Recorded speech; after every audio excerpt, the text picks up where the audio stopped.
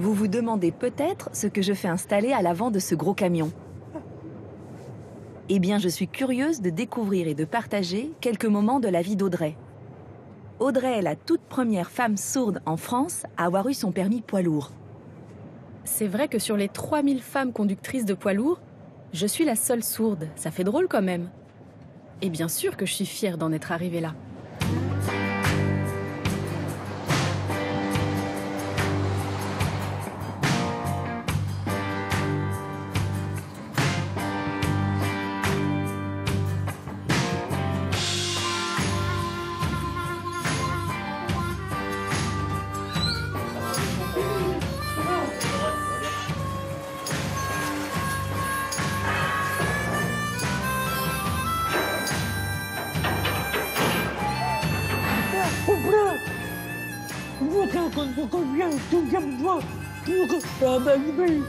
Je te mette le MHB derrière?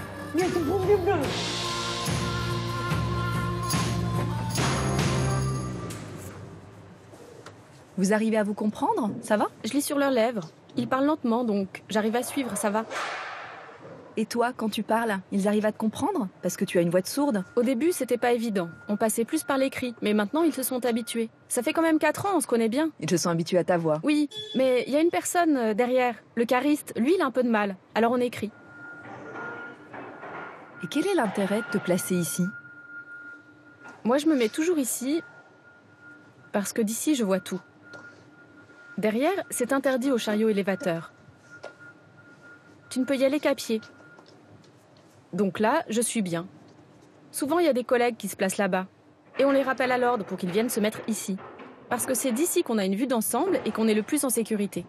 Moi, ils n'ont pas besoin de me le rappeler. Je me place systématiquement là. Ouais, mais la caisserie?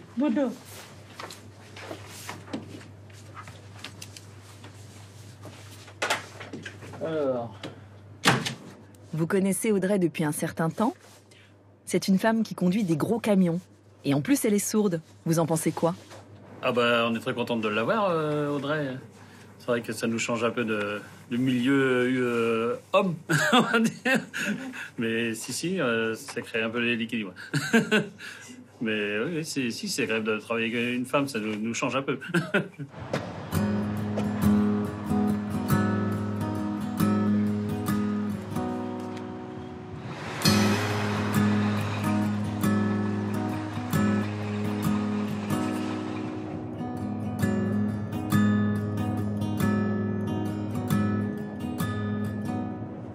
Aujourd'hui, je travaille toute la journée en local. C'est beaucoup d'allers-retours, c'est assez physique. Je vois beaucoup de clients dans une journée, donc ça me fatigue beaucoup. Je préfère travailler en régional ou en national, parce qu'on rencontre moins de clients.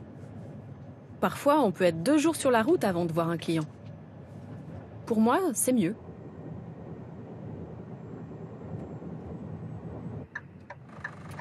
Attention. Regarde là. La ligne blanche. Je l'ai vue, je m'arrête. Elle regardait à droite. Je lui ai dit attention. Mais en fait, elle regardait dans le rétro là. Ça m'a déstabilisée. J'ai eu peur.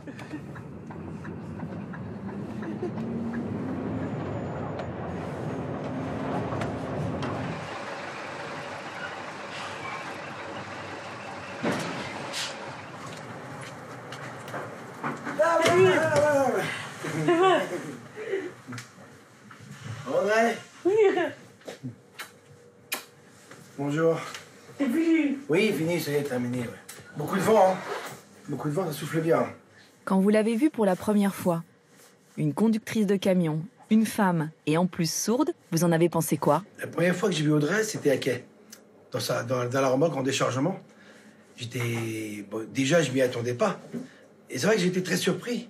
Je me suis dit, waouh, Audrey, franchement, c'est un petit bout de femme qui en veut, voilà, qui est très battante. Et, comment dire, beaucoup de mérite de rouler en 44 tonnes sur des mètres, quoi. Ça fait longtemps que vous exercez le métier de chauffeur routier.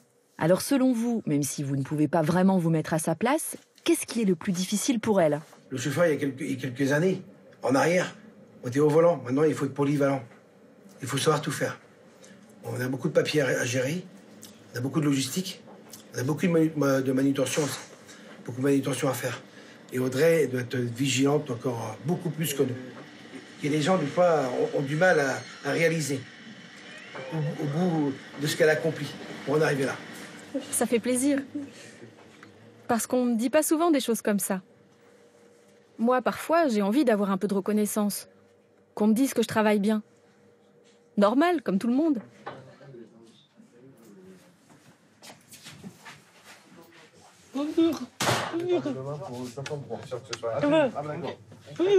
Est-ce que vous savez si ça va être pour C'est bien quoi? C'est bon? J'aime pas le tout, j'aime tout quoi. Il y a un deuxième tour à faire? C'est un tout quoi. Impeccable.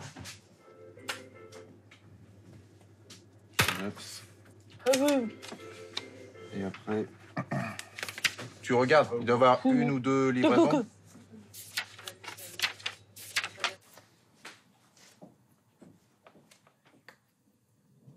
Dans votre entreprise, en tout, vous avez combien de salariés? Combien de chauffeurs routiers? Dont combien de femmes? Donc nous sommes 220 collaborateurs et nous avons 190 conducteurs routiers, dont 4 femmes. 4 femmes seulement? Oui, c'est un métier, on peut dire, très masculin. D'abord parce que nous travaillons sur des marchés de transport, de transport industriel, où il y a énormément de manutention. Et donc, évidemment, les femmes sont moins attirées par une entreprise comme la nôtre. Quand Audrey est arrivée dans votre entreprise pour faire un stage, comment l'avez-vous accompagnée? Et lorsqu'elle a été embauchée, comment a-t-elle intégré l'équipe? Pour moi, l'idée, c'était d'assurer sa sécurité avant tout et de tenir compte de ses particularités pour qu'elle puisse être en sécurité. On a aménagé aussi son temps de travail. On a surtout aménagé ça parce qu'elle a une pénibilité un peu plus forte qu'un autre conducteur routier, puisqu'elle a une attention au volant qui est beaucoup plus forte, beaucoup plus soutenue qu'un autre conducteur routier. Mais moi, j'ai fait en sorte plutôt que elle rentre dans l'équipe comme n'importe quel autre collaborateur et je dirais pas que j'efface au maximum le fait qu'elle soit sourde, mais j'essaye de faire en sorte que dans la relation avec les autres collaborateurs, les choses se passent de façon la plus fluide possible. Et le fait qu'Audrey soit sourde n'est même plus un événement dans notre entreprise depuis déjà bien longtemps. Quelles sont les particularités d'Audrey? Est-ce qu'elles ont été un plus pour votre entreprise? Ça n'a pas été un plus au niveau, on va dire, technique, ça a été un plus au niveau humain. C'est-à-dire l'attention qu'on peut apporter à l'autre. Ça, c'est clair que les collaborateurs de l'entreprise sont beaucoup plus attentifs et puis au moins ils la regardent. Ça pousse les gens quand on communique, à se regarder, ce qui est rarement le cas quand on est entendant. Donc c'est plus un élément de cohésion d'équipe pour nous que de trouver des astuces de sécurité applicables à tous.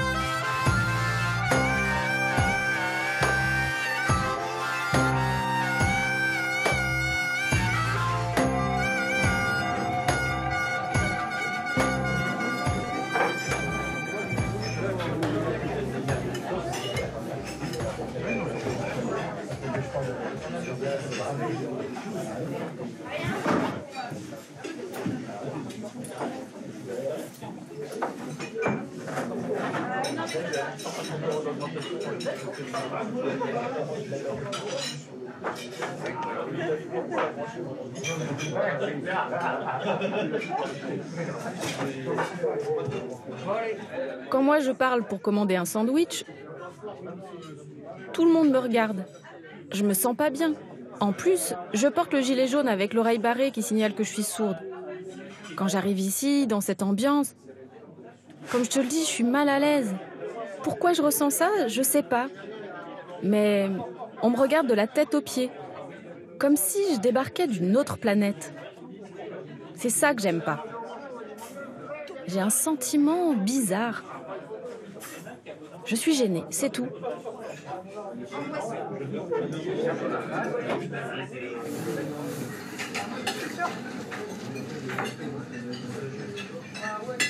Ah, camion. Oui, gros, long, ouais. International. Elle, c'est une femme. Et en plus, elle est sourde. Ça vous étonne qu'elle conduise un poids lourd? Comme vous? Oui, ça me surprend un peu. Ah non, c'est bien. C'est l'égalité des sexes, en fait, c'est bien. C'est l'égalité de sexe. Très bien. Ben, on va pouvoir conduire ensemble, tous les deux. Ça doit être très bien. Peut-être que l'égalité des sexes, c'est très bien, mais on n'a pas la même sensation, peut-être, quand on est un homme ou une femme au volant, je sais pas. Je ne sais pas. Et ce serait quoi, ces sensations différentes entre hommes et femmes? Je sais pas, par rapport... c'est vrai que c'est quand même des machines assez impressionnant quand même. Conduire un gros truc, c'est quand même la maîtrise. Merci. Dans leur camion, les hommes mettent souvent des posters de femmes nues. Je pense qu'on en voit de moins en moins. Même avant, il y avait des fournisseurs qui donnaient ce genre de calendrier. Maintenant, je pense pas qu'ils le donnent. Hein. Je pense plus qu'il y a ça. Hein. Je pense que la page a été tournée par rapport à ça. Maintenant, on met des calendriers peut-être plus modernes, plus d'actualité, je sais pas. Maintenant, c'est vrai qu'il y a des calendriers avec des hommes nus aussi. Donc, pourquoi pas les mettre dans les camions? C'est vrai. Moi, j'ai pas besoin d'afficher ça. J'ai mes petits cheveux en plus. Ça me suffit. Bel étalon. Elle a un bel étalon. Non. Vous êtes coquins, hein?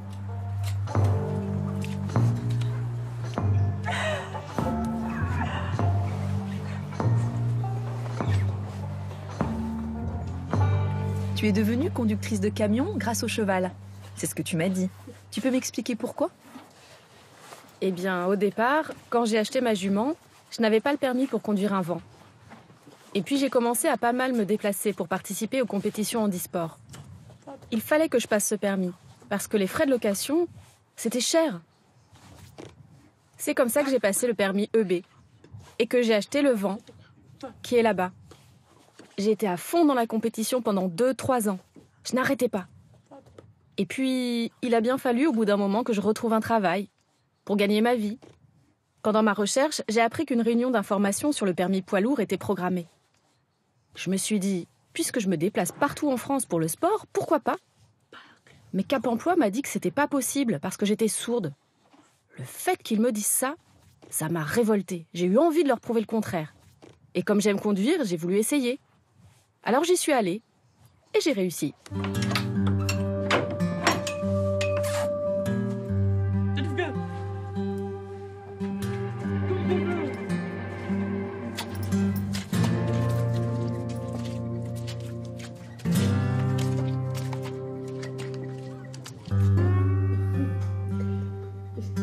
C'est vous, sa maman, qui lui avez transmis cette passion.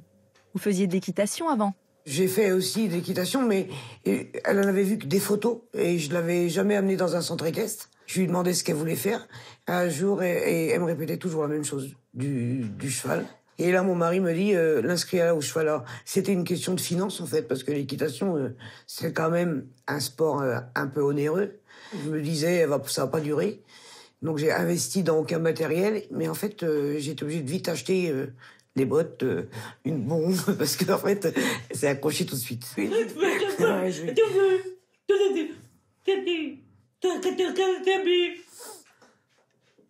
Déjà toute petite, votre fille avait du caractère, du répondant. Comment elle était? Toute petite, de toute façon, elle voulait toucher à tout. Dans le jardin, elle voulait semer les graines avec moi. Elle voulait venir à la chasse. Elle voulait venir à la pêche. Vous auriez imaginé qu'elle deviendrait conductrice de camion? Vous pensiez qu'elle ferait quoi? Non, je n'aurais pas imaginé qu'elle aurait pu faire ce métier. Je la voyais plus dans les bureaux. Mais c'était son choix et voilà, je suis très contente qu'elle fasse ça. Ça lui plaît, donc franchement, ouais, je suis fière. Et dans votre entourage, qu'est-ce qu'on vous dit? Les gens en pensent quoi? Ils me disent bravo pour Audrey, puis d'autres qui sont complètement... qui font pas attention. Parce que pourquoi pas le président que t'as dit, vous créez des que t'as quand même pas trouvé de travail de la comptabilité, il te travaille trop comme créer des coques. Déjà, pour faire de la comptabilité, pour Audrey, c'était hyper compliqué, presque plus compliqué que d'apprendre à conduire un camion. Au bout de quelques mois de formation, elle s'est rendue compte qu'en fait, il la formerait pas. Et du coup, ça l'a un peu dégoûtée. Et elle a fait 1 an et elle a arrêté, elle a abandonné, elle a baissé les bras. Elle était pourtant pleine de vigueur, elle voulait faire un BTS et puis après passer sur une formation pour faire comptable et plus. Mais du coup, elle s'est retrouvée quand même après, pendant quelques années, sans rien, un peu déprimée, ça a été difficile. Et puis, à force de se battre, Cap Emploi et tout ça, elle a fini par faire cette formation de conducteur routier et là, ça a fonctionné. Dans ce journal, il y a tout un article sur Audrey. Un portrait d'Audrey camionneuse. La question « Est-ce dangereux ?» est posée. Vous en pensez quoi? C'est pas plus dangereux un entendant qu'une personne sourde. Quand j'ai vu ça, ça m'a aussi... ça m'a mis un petit peu en colère à l'intérieur de moi. J'ai pas voulu le faire voir, mais... Je vois pas en quoi elle pourrait être dangereuse dans sa voiture. Quand on conduit avec le vent, elle fait autant attention que quelqu'un.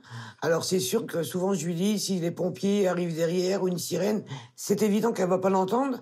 Mais du coup, elle a développé la vision sur ses rétroviseurs et ce que beaucoup de personnes qui entendent font pas attention spécialement. Donc non, moi je la trouve pas plus dangereuse que quelqu'un d'autre.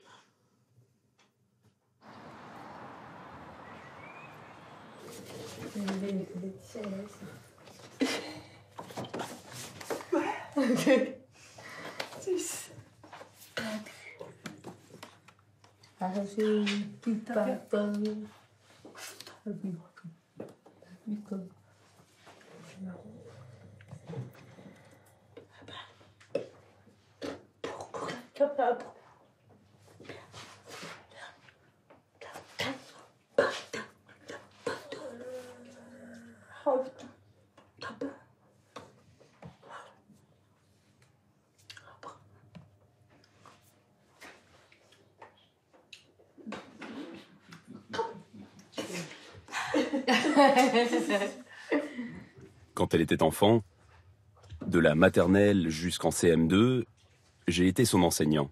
Elle était battante, avec un fort potentiel. Et quand je la vois aujourd'hui, je suis fier de toi, de ton évolution, de ce que tu es devenue. C'est rare une femme camionneuse. Ça me touche beaucoup ce que tu dis, parce que tu as été mon premier modèle en langue des signes. Tu m'as appris cette langue, tu m'as fait découvrir l'identité sourde, ce qu'est un sourd. Le premier adulte sourd que j'ai vu, c'est toi. C'est pour ça que ça me touche beaucoup. Merci. C'est comme si elle avait trouvé la clé et ouvert la porte pour les autres sourds. Mais pas qu'ici, partout en France. Elle a réussi à se faufiler, à passer outre les difficultés, à ouvrir les portes et à donner de l'espoir à d'autres femmes aussi. Tu es la première, d'autres suivront et vous pourrez en parler ensemble. Oui. C'est pas possible. Le problème, c'est qu'on en a pris l'habitude. On l'a tellement entendu, enfant, à l'école, on nous l'a tellement répété qu'on a fini par le dire nous-mêmes. Faut arrêter de se dire que c'est pas possible. Et au contraire, aller de l'avant, ouvrir les portes. Pour moi, faut vraiment s'écouter. Si au fond de soi, on sent qu'on peut, alors il faut y aller. Même si les autres te disent c'est pas possible, il faut foncer.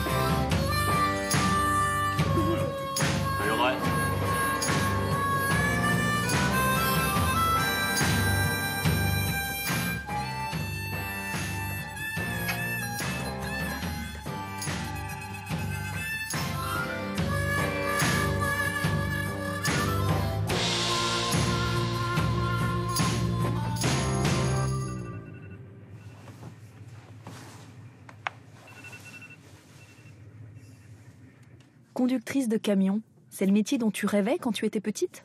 Ah non. Non? Alors, qu'est-ce qui t'a amené à changer de voie? C'est quand on m'a dit que ce serait pas possible pour moi, que je ne serais jamais camionneuse. Impossible, je voulais leur montrer qu'ils s'étaient trompés. Ah oui, impossible? Tu n'as plus supporté d'entendre ça, hein? Oui.